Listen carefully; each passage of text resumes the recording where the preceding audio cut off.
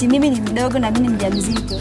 Nikitembea watanionaje? Ati mimi ni mdogo. You can wait, kumbe utaumia huko mbeleni. Hata wakisema can just ignore.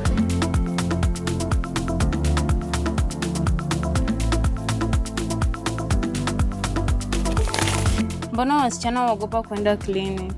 Unaweza pata msichana ako mjamzito, wazazi hawampei amani, hana pesa ya kuenda clinic. Manake ukienda clinic lazima ukuwe na pesa mfukoni ama ya kupanda pikipiki. Msichana anaweza kosa chakula nyumbani, na ukiwa mjamzito lazima ukule. Unakula meal moja lakini unakula ya watu wawili. By the time alipata mimba, hakujipima kama amepata HIV ama hakupata. So anaogopa akienda huko anaweza pimwa na ipatikane ako nayo. Kwa sababu they fear what people will say. Wataniona aje? Ati mimi ni mdogo na mimi ni mjamzito. Nikitembea watanionaje? Ati mimi ni mdogo. Wakati mwafaka wa kutafuta usaidizi venye tuko around the lake. The moment umerealize uko pregnant, unafaa kutafuta usaidizi from that moment. Hufai kungojea juu wahenga walisema ngoja umiza matumbo. You can wait, kumbe utaumia huko mbeleni.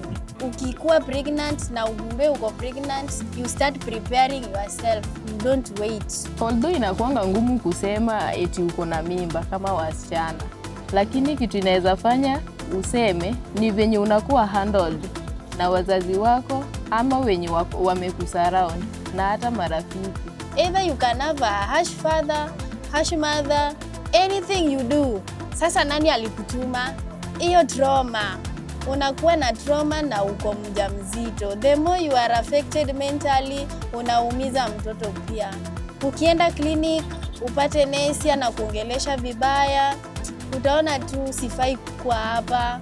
Pengine kitu itakwambia acha nijitoe maishani, ujinyonge. Marafiki wakikuongelesha, wakiwa karibu na wewe, you will find things are going smooth. Na wakikustigmatize, discrimination all over, you will find it very rough. So, a cool environment will result to a healthy development of the child. Kama wewe ni msichana mjamzito na like kukuwa na hiyo courage ya kusema you are pregnant, unaweza kuwa na hiyo courage if only the person who gave you the pregnancy amekubali ni mtoto wake, amekubali. Unajua hiyo akikubali ati yeye ndiye alikupea mimba na amekubali ati mtoto ni wake, at least inakupea hiyo courage ya kubeba hii mimba.